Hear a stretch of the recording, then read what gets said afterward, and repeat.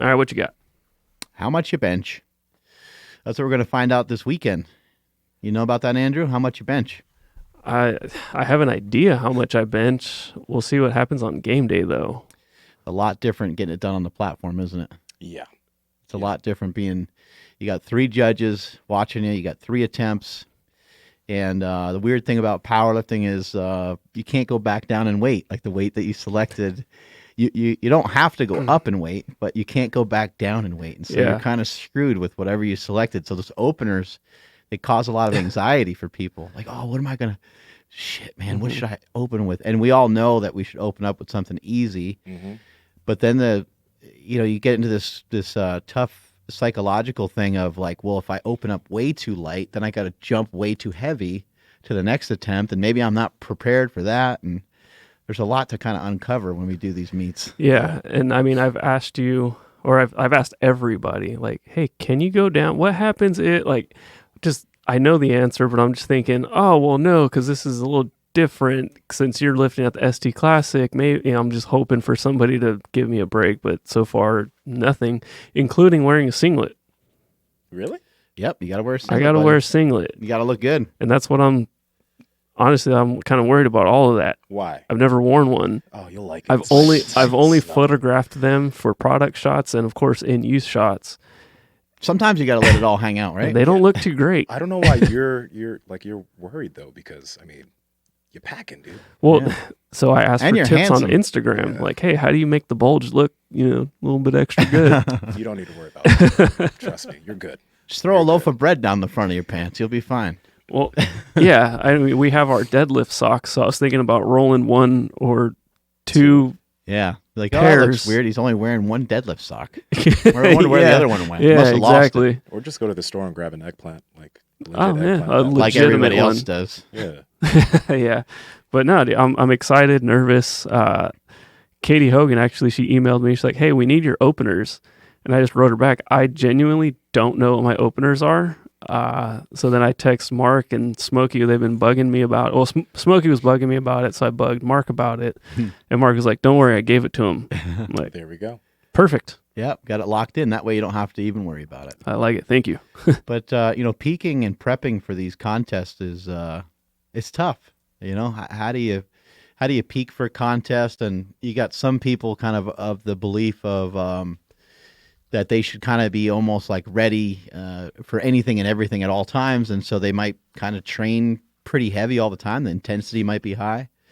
And you got other people who are like, well, that's ridiculous. It doesn't make sense to be so obsessed with your strength 24/7 that it has to be at 100% all the time. It makes more sense to spread out the fatigue and have maybe more frequency, have the intensity be a little bit less, and then prioritize, what times a year are you going to get the strongest as possible for the platform? What are some of your thoughts on how to get strong for a competition? Well, pretty much like if it's directly talking about a peak, the big concept of a peak is that your overall training volume is decreasing through the peak. So let's just like make it easy. If you were doing 8s at the beginning of your peak, sets of 8 of something, by the end of the peak, maybe you're doing doubles and singles. And your intensity, which is like when we say intensity, it doesn't mean like how intense you're training. It means like how heavy the load is. It means how loud the music is, right? Yes, how loud the music is and how heavy the load is getting heavier through the peak. So volume's down, intensity goes up, so that at the end of the peak, you're really good at working with singles because you're going to be doing that on the platform. And since your volume came down, your overall training volume, you're less fatigued. That's just the big concept. Now, that's generally how it goes, like during a peak. If the lifter had like a rough training cycle beforehand, which is pretty good, you want to do an intense training cycle before, 8 weeks out or whatever before you meet. You'll do that. And then through the peak, you're like, let's just give you, your first week, maybe you're doing some 6s or whatever, and you lower that down and then you just work with heavier loads until the week before. I usually like lifters doing their openers the week before they step on the platform, so that they already know how those openers feel. And generally a good rule of thumb is like, you should be able to do your opener for a triple. If you're really ballsy, okay, a double. But usually your opener is like something that you can handle for a good triple. So you're going to hit it.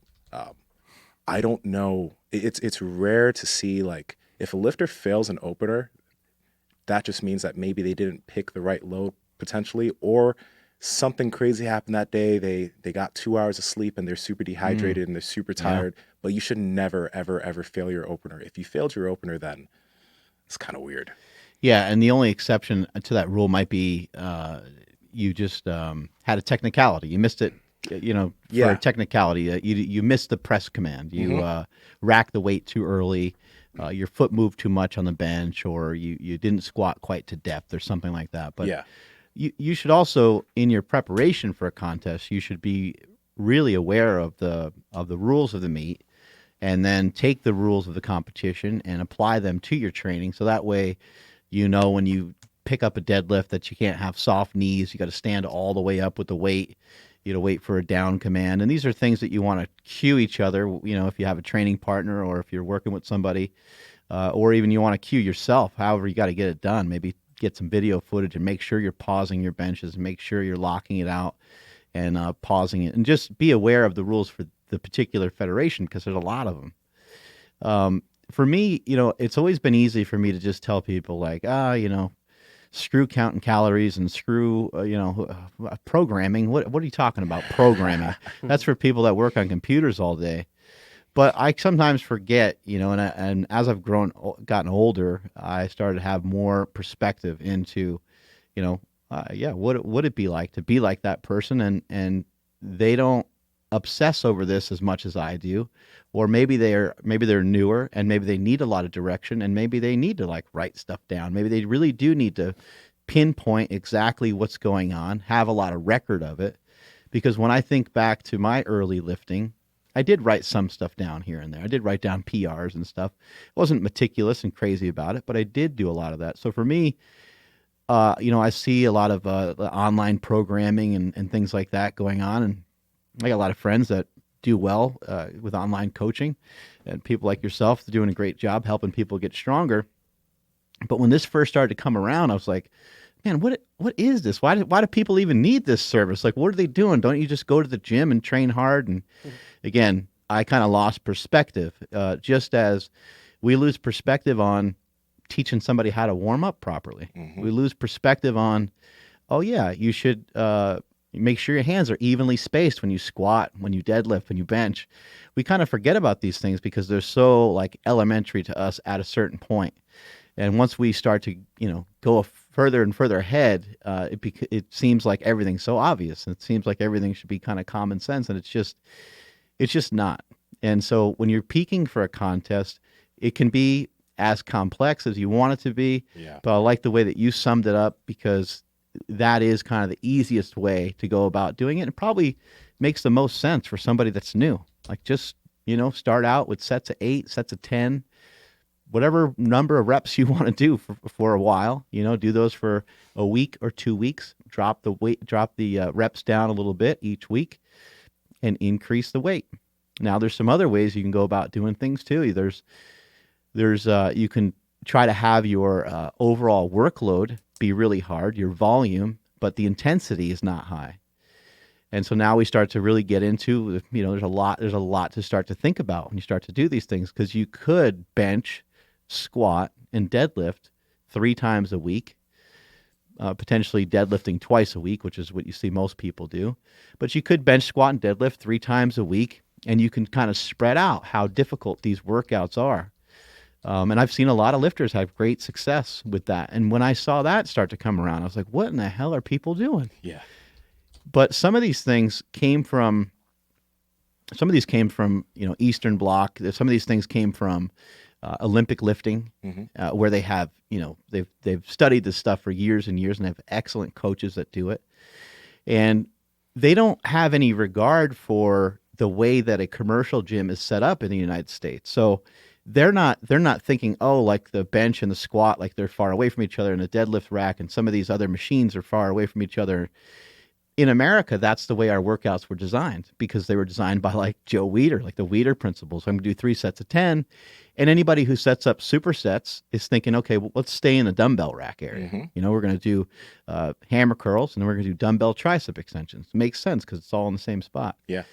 But in these other countries, they don't care about that. They care about getting stronger. They're not trying just to like build a body for aesthetics, and they're not trying to have these really short rest intervals. So we end up with a lot of different ways to kind of peak and prep for a competition. But the main thing is that you understand the rules that you're going to lift with, and you learn how you respond to heavy lifting. Because as you come down to the end, that's when it's going to matter the most on who we're talking about, what type of training they have, what type of nutrition they have, what type of sleep are they getting.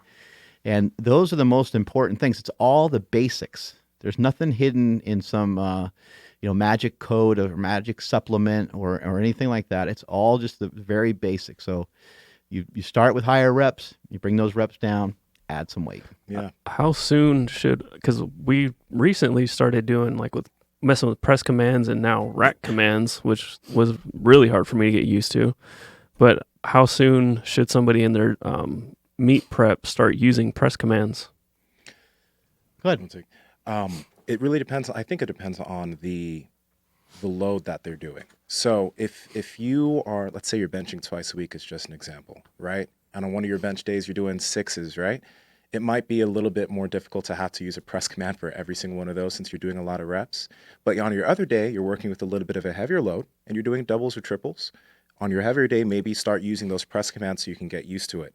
And then as you get deeper and deeper into your peak, pay more attention to that on the days that you're doing less reps because you're not going to be working with as much volume, and you can get yourself used to that press command doing 2 or 3 reps.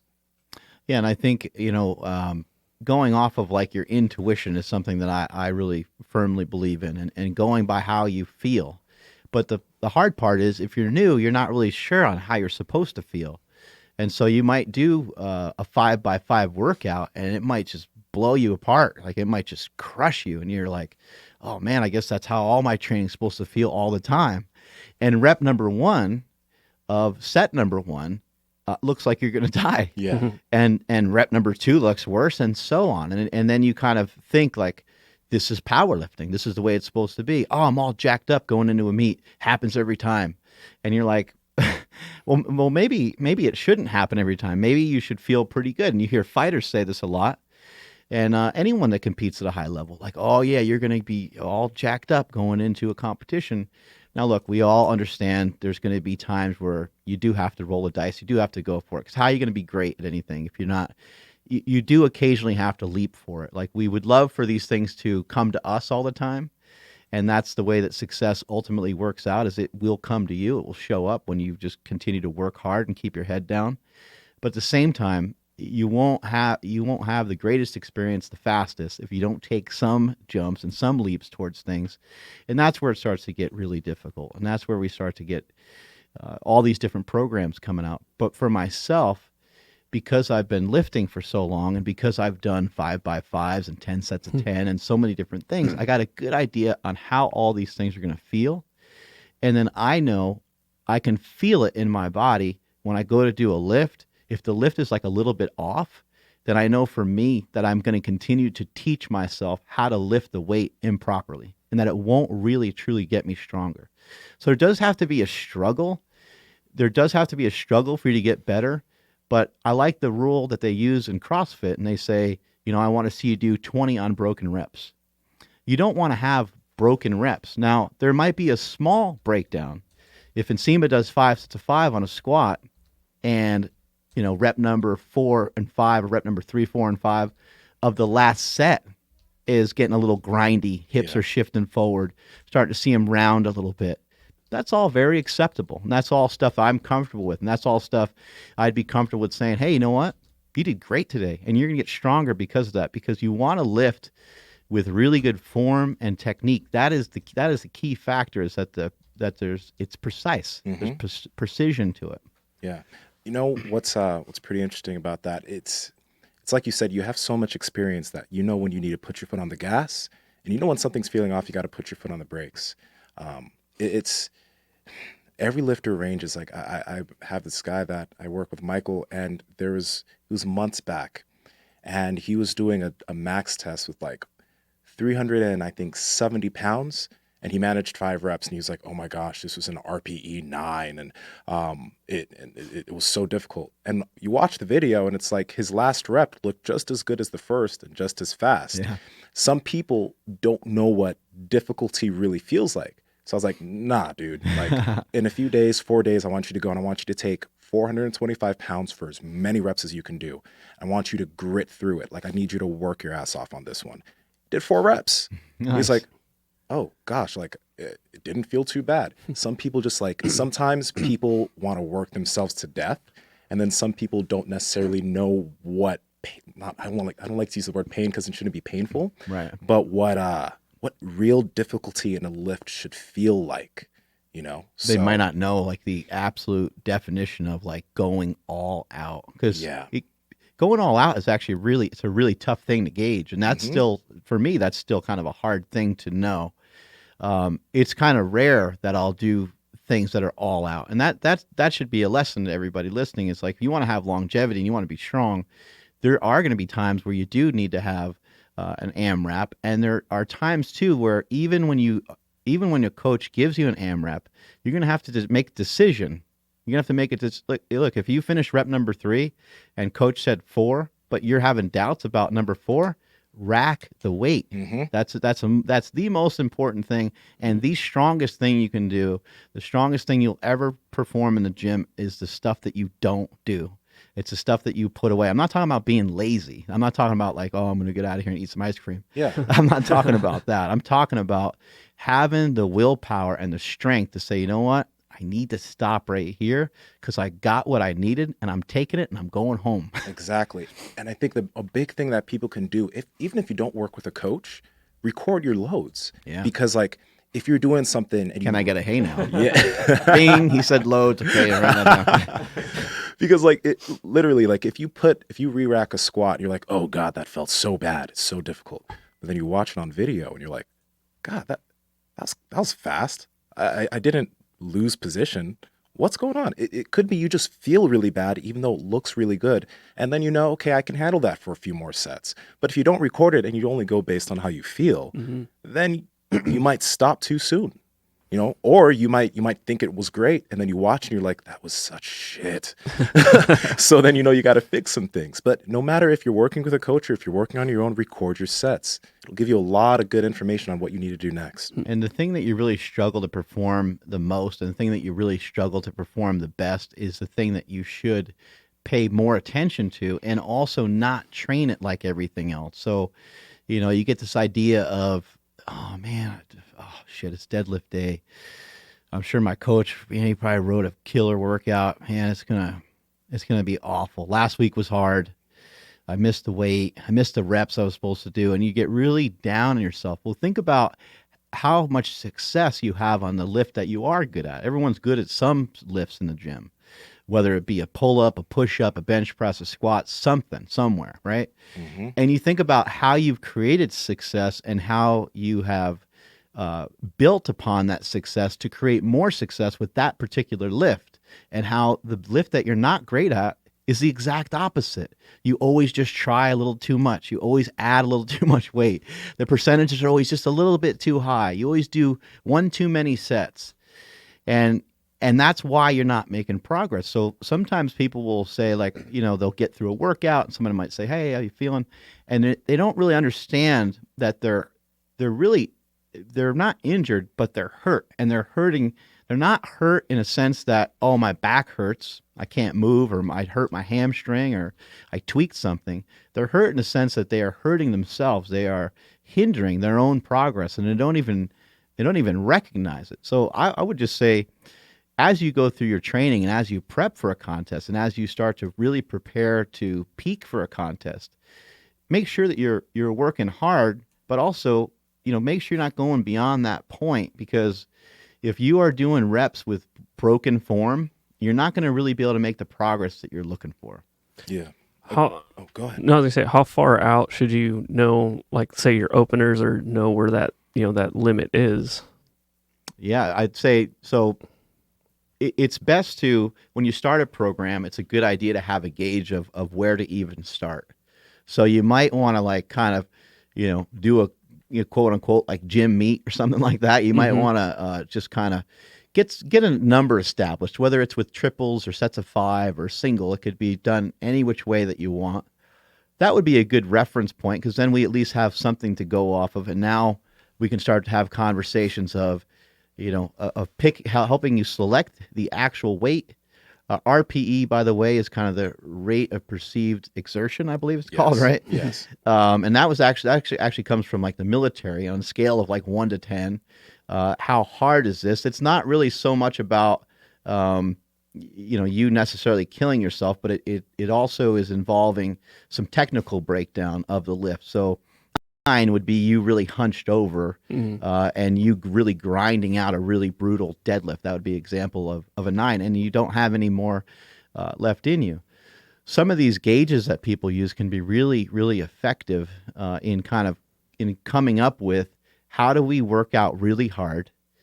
How do we keep the gas pedal to the ground but not wear ourselves out so quickly? So you want a lot of 7s, you want a lot of 8s. And 9s, you want to kind of brush up against those 9s a little bit so your body understands, okay, what does that feel like? And maybe you want to try to use something that will give you the sensation of like a 10, but that doesn't kill you. That's when we get into partial range of motion movements. That's when we get into, hey, maybe your training partner does give you a little bump on the chest when you're doing your squats. Maybe they do give you a little bump on your elbows when you're doing dumbbell bench press, or maybe you do throw on a slingshot or a belt or something that gives you a little bit more. Reverse band squat, reverse band deadlift. These are great ways to build confidence with big weights. Cool. And then, so I didn't expect to hit a PR the week of the meet, but I did with the slingshot. How early do you need to not get close to the 7s, 8s, and 9s? Because the week of the meet, I didn't think I was going to be doing that, but I did. So I think it's very dependent on the individual, and it's very dependent on the strength level. Normally with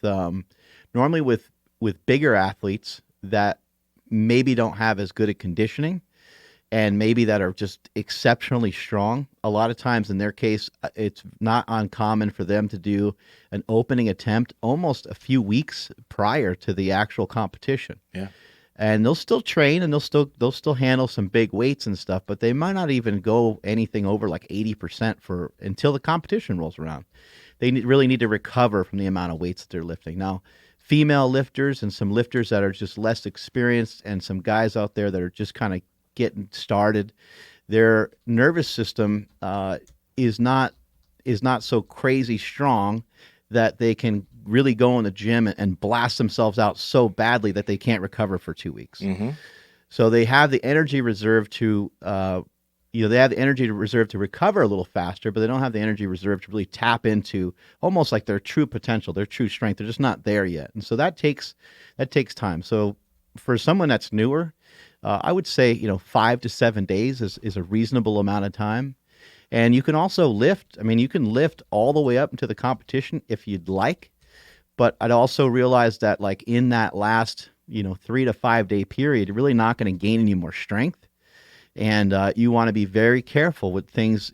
Don't try anything new. The last month, actually, don't go into jiu-jitsu. Don't go into yoga. Don't try something that you haven't done.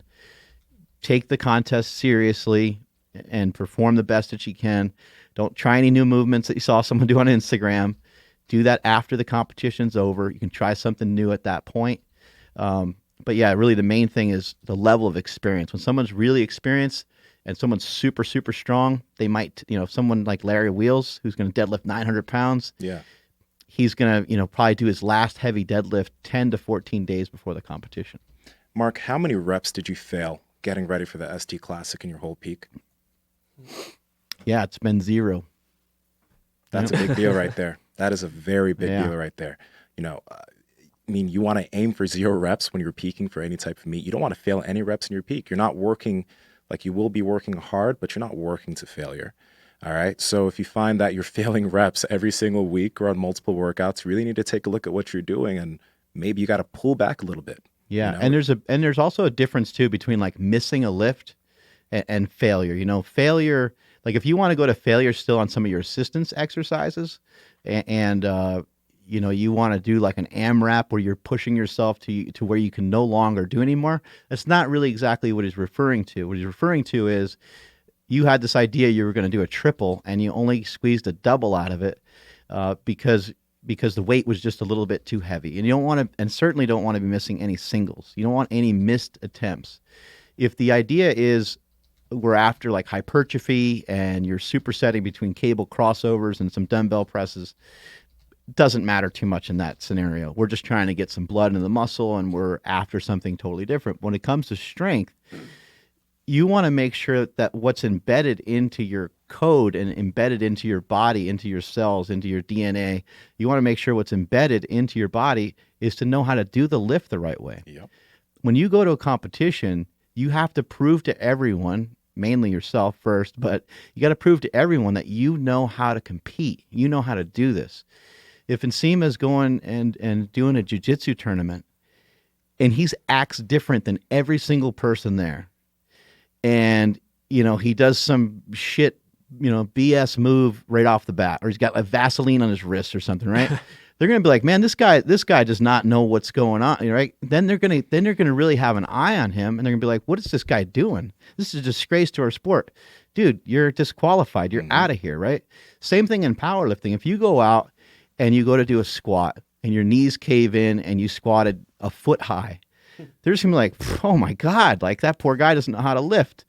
That's obviously different than cheating, right? But they're gonna see you and they're gonna be like, I'm gonna remember that guy. The next squat you come out and you try to squat a little lower, boom, red lights, because they're really watching you. Third one, you might even kind of get there and they might disqualify you anyway. So like, this guy does not know what he's doing. He's a mess. Someone might throw a white light your way just because they feel sorry for you. But you want to have a really good representation of yourself and make sure these lifts are something that you can do smoothly. Yeah. Is Vaseline on the wrist natty? No, not in jiu-jitsu. Definitely shouldn't. They're really going to question your name if you do that. They'll question a lot of things about it. Yeah. How did you get through the mental side of the lifting? Because that's what I'm going to be struggling with the most.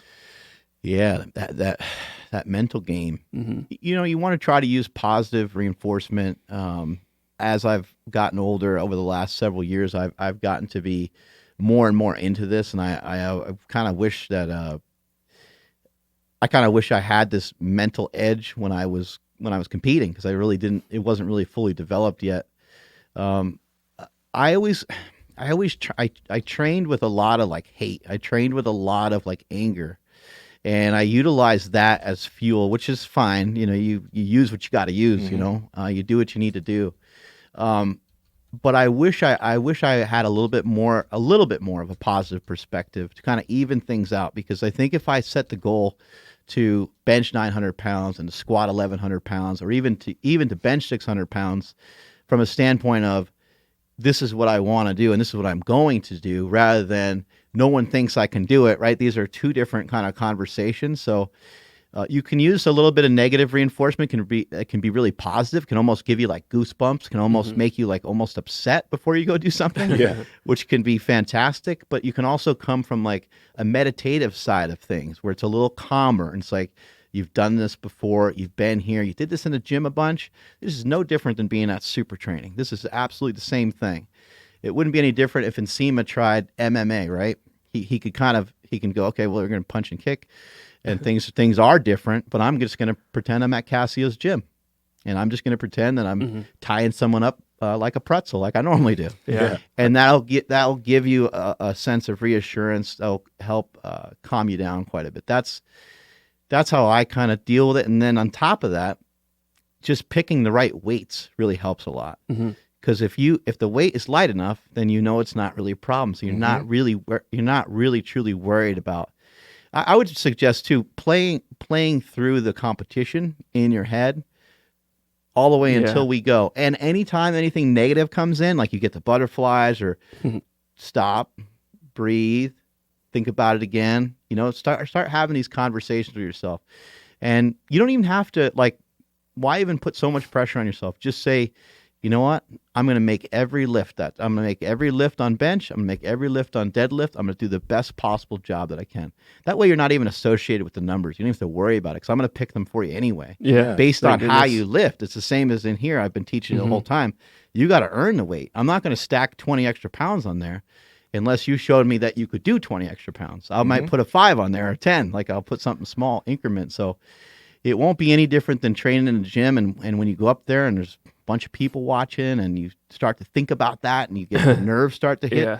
The nerves hit all of us. Yeah. And you could really use that nervousness as as positive energy. Yeah, I'm Yeah. somewhere in the middle between you two. So Nsima, I'm sure you're on the you're definitely more on the chill side. I mean, you don't even make sounds when you lift. So what's your mental preparation for a meet? So, I mean, I think that everyone, just because I keep my face super straight or I'm calm, that doesn't mean that it's better than pulling from something when you lift. I just found out that because I tried doing that and it didn't work well for me because I couldn't maintain that. Like I couldn't maintain that energy. And just what worked better for me is calming down, getting in, and just doing it without really thinking of anything and letting it like stress me out. So that's why like my face is super calm, because I just focus on keeping everything relaxed, and it works better for me. But I think also, because you're talking about the nervousness and the butterflies, like when you first mentioned that I should come on this podcast, I got those butterflies. But I learned that like before every contest or even before jiu-jitsu, that'll happen to me. I'll feel that. And I switched that from being nervous to it's just excitement. Like before I step on the mat, so I'm excited about this. I'm not nervous. I'm excited about it. And that kind of switch and changing that helped me to get a little bit better at handling myself when I come to competition, because it's nothing new at this point. That feeling is just because I'm super amped to get this going. Yeah. And then once I start, I'm in it, you know. But when I used to think of it as like, oh God, I'm nervous and stressing out, then that would be I would not perform as well, because it was just like I was thinking about it in a negative light. But like, you know, before I went on my first date with my girlfriend, I got the same feeling, but I was excited to go on a date with this beautiful woman. So I think that making that switch, because it's going to happen to you, you're going to feel it. But if every time you feel it, you think of it like, I'm excited for meet day. It's coming. I'm good. I'm excited. Then I think that could really help out a lot of people. They just switch that. And these are all things that I'm like learning, and I love hearing different perspectives, a different take. You know, I've talked on here many times, you know, replace the word work with opportunity. It's like, man, what an amazing, okay, now you're going to be pissed at here and there, and you're still going to be frustrated here and there. There's still going to be things that happen, but what if you take words and just look at them slightly differently? What if you take the word that you're really angry about something, rather than anger and frustration, maybe use fascination instead. It's just a small leap, you know, rather than pulling out of super training and driving home and getting on the 80 and being like, motherfucker, I can't, that does not help the traffic. That doesn't do one thing, right? What if you turn the corner and you see it's a parking lot on the freeway, and you go, that's pretty interesting how that happens, how this gets all clogged up. I wonder if I could figure out a way to help. I wonder if maybe there could be technology, or what if you were to stumble on making the next big app? I mean, that's the way Waze and some of these things happen, right? Mm-hmm. Maybe you can kind of use creativity, or you could say to yourself, you know what? Rather than get this frustrated, I'm just going to stay at work a little bit longer, or I'm going to leave a little bit earlier, or I'm going to plan my day around the traffic, because I really dislike this. It's just not fun for me. I don't like sitting in traffic. I'm going to learn how to fly a helicopter so I can avoid all of this. Yeah, we're supposed to get that ST helicopter, but the crank for the podcast is broken, so we got one thing at a time. Yeah, I have to tell you an amazing story about the podcast crank. Oh no, did you find it? So after we went off air a couple days ago, Nsima comes up to me. It's like, so... Did he fix it? Basically, yeah. Because he's like, okay, so about this crank, like, what can I do to help? It was amazing. I'm like, oh, well, I mean, it's a thing on the podcast. Like, you know, there's actually no physical, like... Tell him about the guy that you had to call? Yeah, but it was so good because he genuinely was like, yeah, dude, I'm all in. Let me help you out wherever I can if you really need help turning this thing. I was like, we need to have like a giant lever, and we need to like have a video of him pulling it, and then it just, everything turns on. Yeah, that would be sick. Lights come on, cameras come on. Yeah, I love this guy, man. but that was good. That was really good. That was hilarious. Oh God. That just shows you how kind he is. He's trying to help. He's trying to help with something that doesn't even exist. Yeah. Hopefully we just didn't spoil it for a bunch of the listeners. Everyone's like, that crank that I invested all that money in? It's not real? Yeah. The GoFundMe page was fraudulent? We're keeping the money, though. Everyone knows how I feel now. All those believers. Anyway, everybody, we're just trying to do things a little different over here, mixing things up. So this is our version of a short podcast. And today we were just trying to mainly talk about, prepping for the ST Classic and how we would prepare for competition.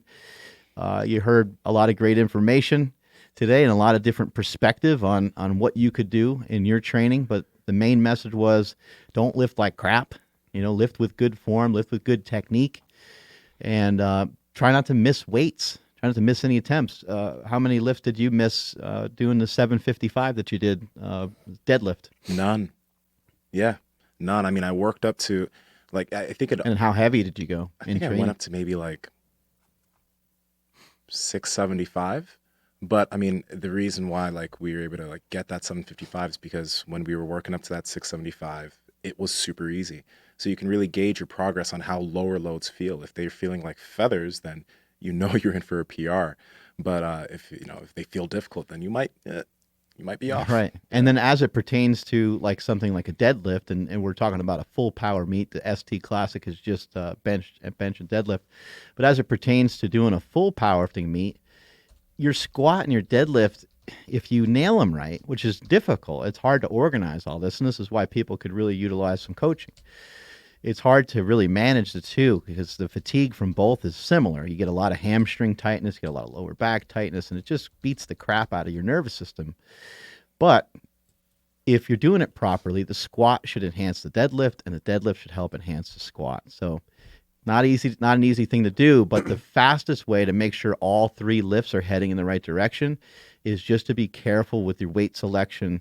I'm not saying you want to go in there and lift like a wimp, but I think that most people that listen to this show, if you're dealing with a coach and they're giving you percentages, I would just say pull those percentages back by about 5% unless your coach knows you really well. Unless your coach has seen you in person, unless you've had really good history of communicating with them. If it's something newer you're trying and it's just a program you read online, pull back those percentages a little bit. It's not going to hurt you. It's only going to help. And then you can start to figure out, okay, well, that was a little bit too easy. Mm-hmm. I'd rather have you say that than to go, holy shit, that was way too hard.